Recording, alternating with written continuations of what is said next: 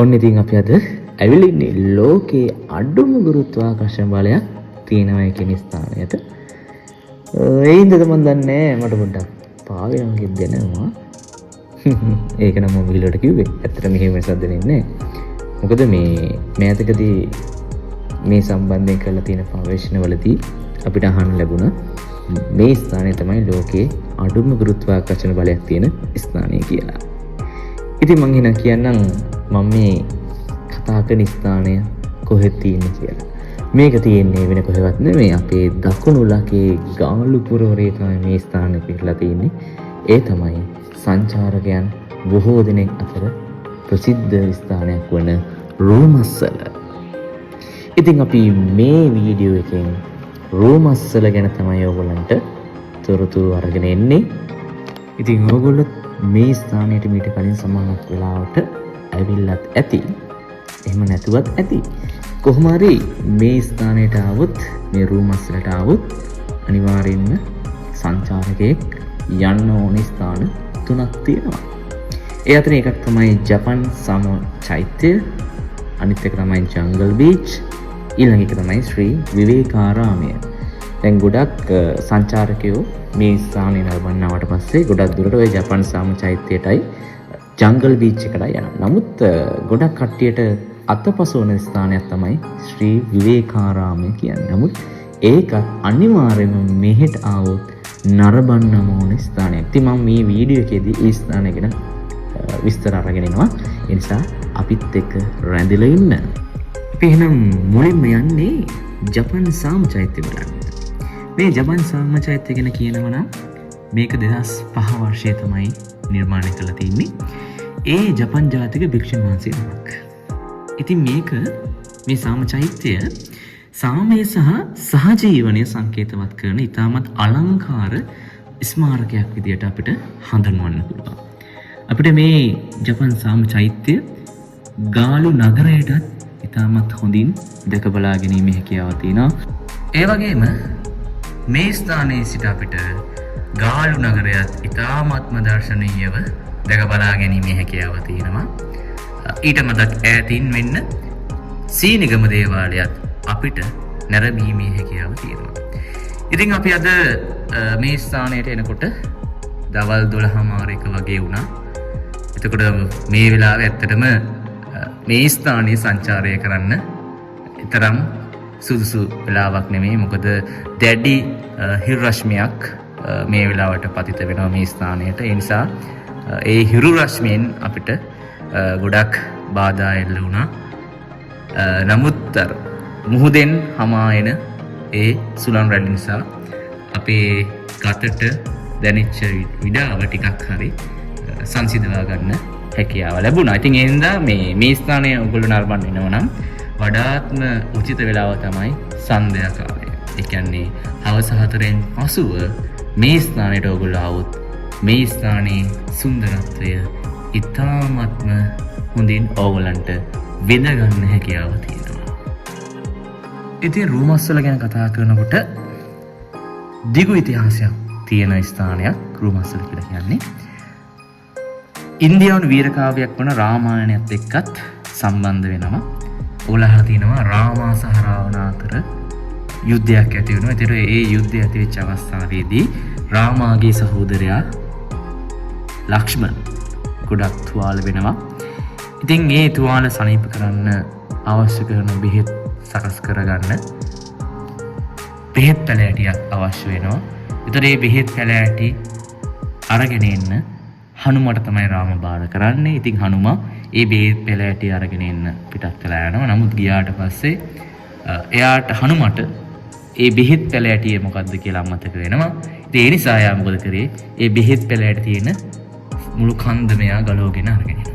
ඒ අරගෙන එනකොට ඒ කතාව විසඳහන් වෙනවා අපේ දක්ෂිණ ලංකාවේදී දකුණු ලංකාවේ දකුණු ප්‍රදේශයේදී ඒ කන්දෙන් කොටසක් ඒ කන්දෙන් කුඩා කොටසක් බිමට කඩා වැටෙනවා. එතකොට ඒ විදිහට ඒ කඩා වැටිච්ච කොටස තමයිලු අද අපි මේ රෝමස්සල කියලා හඳුන්වන්නේ. ඉතින් එහෙම තමයි ජනප්‍රවාදය තියෙන්නේ. ඒ නිසාම වෙන්නේ නැති මේ රෝමස්සල කන්දේ අදටත් ඉතාමත් වටිනා කියන බෙහෙත් පැලෑටි රාශියක් අපිට දැක බලා ගැනීමේ හැකියාව තියෙනවා. අනිත් එක තමයි මේකේ මේ භූගෝලීය පිහිටීමක් ගත්තටමත් ඉතාමත්ම සුවිශේෂී භූගෝලීය පිහිටීමක් තමයි තියෙන්නේ. ඒ නිසා මිනිස්සු අතර විශ්වාසයක් තියෙනවා මේ රූමස්සල රාම රාවණ යුගය දක්වාම මේක ඉතිහාසය දිවියනවා කියලා. ඒ වගේම මේ ස්ථානයේ සාමචෛත්‍යරුන් පස්සේ බුදුමැදුරුන් ඉදි කරලා තියෙනවා. එය ගොඩක් දුරට ජපාන් සම්ප්‍රදාය අනුව තමයි නිර්මාණය කරලා තියෙන්නේ. නමුත් අපිට එහි ඇතුළත දර්ශන ගෙනෙන්න හැකියාවක් නැහැ. මොකද එහි ඇතුළත වීඩියෝ කරන්න කැමරා කරන්න සම්පූර්ණව තහනම් කරලා තියෙන්නේ. ඒ නිසා ඕගොල්ලෝ ඇවිල්ලා දැක බලා ගන්න කියලා ඉල්ලීමක් කරනවා. ඉතින් ඔන්න අපි ජපන් සාමචෛත්‍යයත් බලලා දැන් අපි යන්නේ රෝමස්සල ශ්‍රී විවේකාරාමයේ බලන්න. මම අර කලින් කිව්වා වගේ රෝමස්සලට එන ගොඩාක් සංචාරකයන්ට මග ඇරෙන ස්ථානයක් තමයි මේ. හැබැයි රෝමස්සලට ආවනම් අනිවාර්යයෙන්ම ඇවිත් බලන්නම ඕන තැනක් තමයි මේ.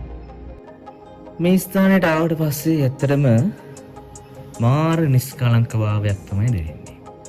හරිම නිහඬ පරිසරයක් තියෙන්නේ. ඒ වුණාට මෙතන අපිට බලන්න නම් ගොඩාක් දේවල් තියෙනවා. මේ ඔයගලන්ට තියෙන්නේ මේ පන්සලේ නිර්මාණය කරලා තියෙන සැතපෙන බුදු පිළිම වහන්සේ. එතකොට අපිට මේ වගේ බුදු පිළිම බලා ගන්න පුළුවන් මේ ස්ථානයේදී. ඒ වගේම තව මේ ස්ථානයේ දේවතා රූප නිර්මාණය කරලා තියෙනවා. තව සීතා ගුහාවක් තියෙනවා. ගොඩාක් දේවල් තියෙනවා මෙතනට આવුත් බලන්න. හරිම ලස්සනයි බලන්න. ඕගොල්ලොත් ඇවිල්ලාම බලන්න ඕන තැන. ඒ වගේම විවිධ දෙවිවරුන්ගේ දේවාලත් ඉදි කරලා තියෙනවා. ඒ හැමකට පස්සේ තව ධාතු මන්දිරයකුත් මේ විහාරයේ ඉදි කරලා තියෙනවා. ඒකත් අනිවාර්යෙන්ම આવොත් ගිහින් බලන්න ඕන තැනක්.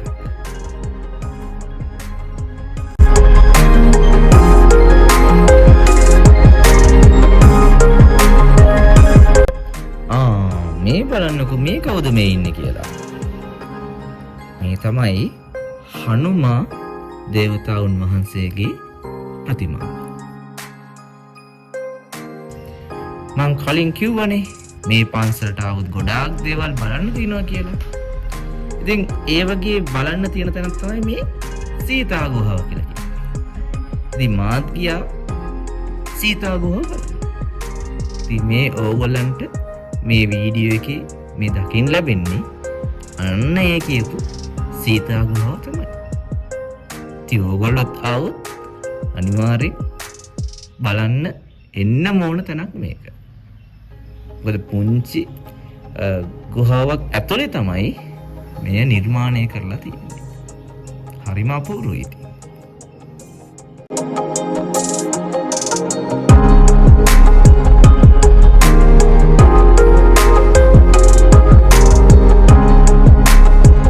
ඉතින් දැන් ඕගොල්ලන්ට මේ බලා ගන්න පුළුවන්කම ලැබෙන්නේ රෝමස්සල ශ්‍රී විවේකාරාමේ වැඩ සිටින බෝධීන් වහන්සේ. ඉතින් අපිට මේ බෝධිය ආසන්නයේම බෝධීන් වහන්සේ ආසන්නයේම සංඝමිත්තා තෙරණියගේ පිළිම වහන්සේ නමකුත් අපිට දැක බලා ගන්න ලැබෙනවා. ඒ වගේම ඉතා ශාන්ත ඉරියව්වේ වැඩ හිඳින හිටි පිළිම වහන්සේ නමකුත් අපිට දැක බලා ගන්න පුළුවන්. ඉතින් මම ඕගොල්ලන්ට ආරාධනා කරනවා ඕගොල්ලොත් රෝමස්සලට આવොත් අනිවාර්යයෙන්ම මේ රෝමස්සල ශ්‍රී විවේකාරාමයේ පන්සල බලන්න එන්න. මොකද මෙහෙම වීඩියෝ එකකින් නරඹනවට වඩා මෙහෙම කියනවට වඩා ඕගොල්ලොම ඇවිල්ලා නරඹුවොත් තමයි මෙතනට ආවට පස්සේ දැනෙන ඒ හැඟීම ඕගොල්ලන්ට විඳ ගන්න පුළුවන්කම ලැබෙන්නේ. ඇත්තටම ඕගොල්ලෝ ඇවිල්ලා බලන්න ඕන තැන තමයි මේ.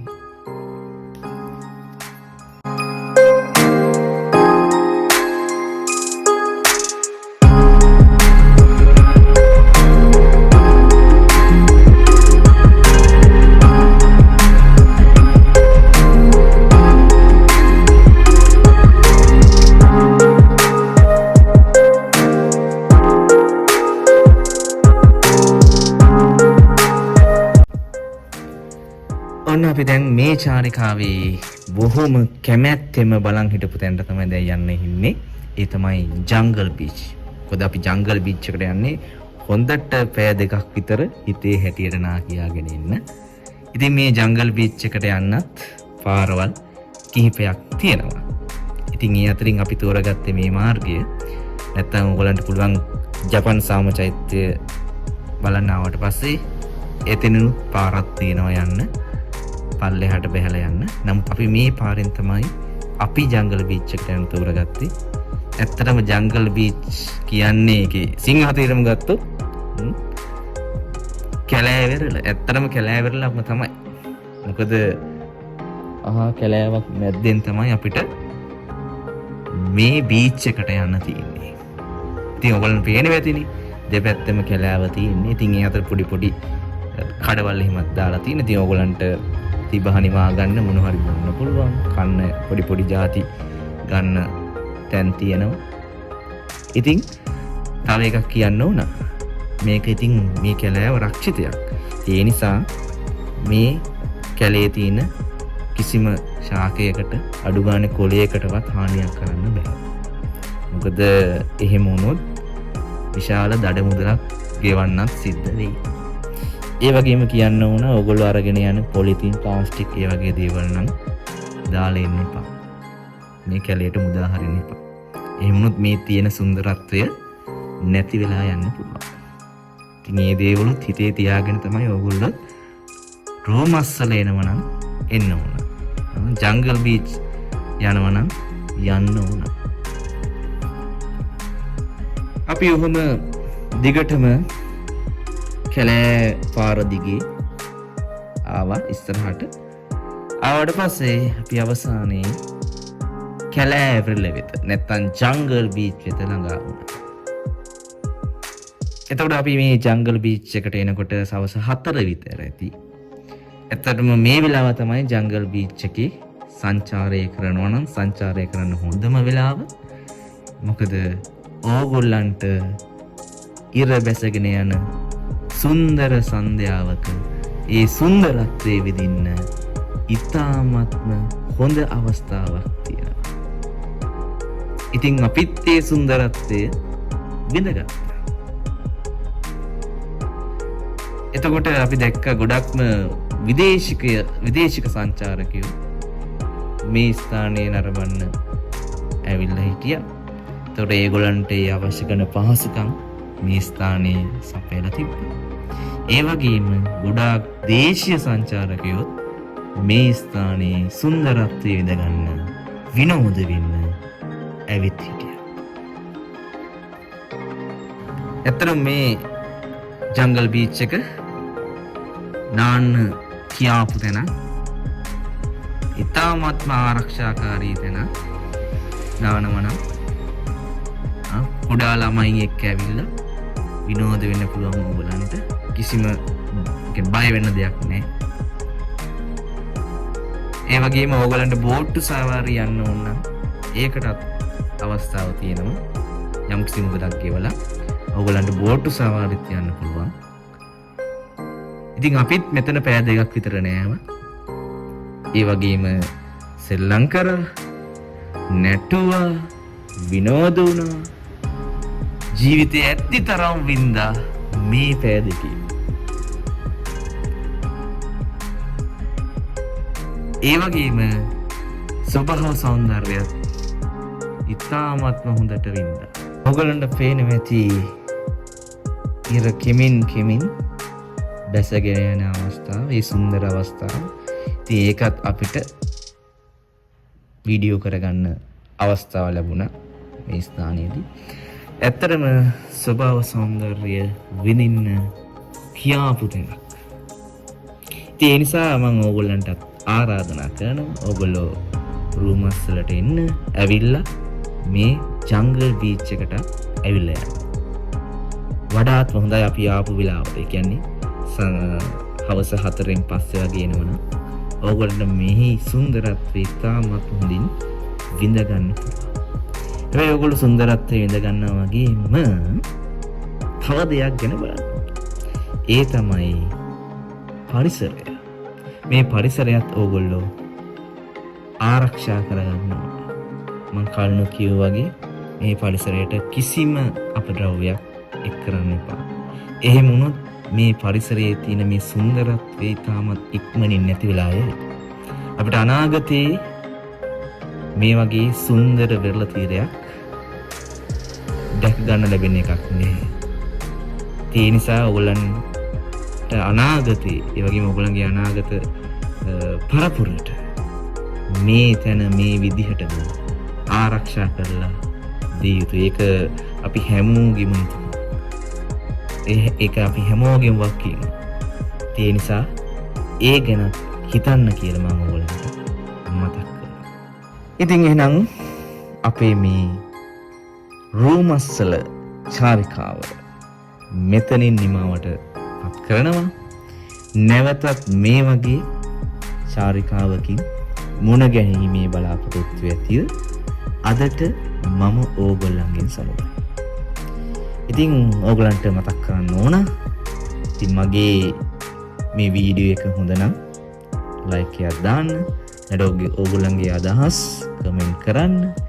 ඒ වගේම මේ වගේ වීඩියෝස් දැම්ම සැනින් ඕගොල්ලන්ට බලා ගන්න ඕන නම් subscribe button එක click කරලා මගේ channel එක subscribe කරලා තියාගන්න කියලා ඉල්ලනවා. ඉතින් එහෙනම් ගිහින් එන්නම්. ඕගොල්ලෝ එතකම් පරිස්සමට ඉන්න.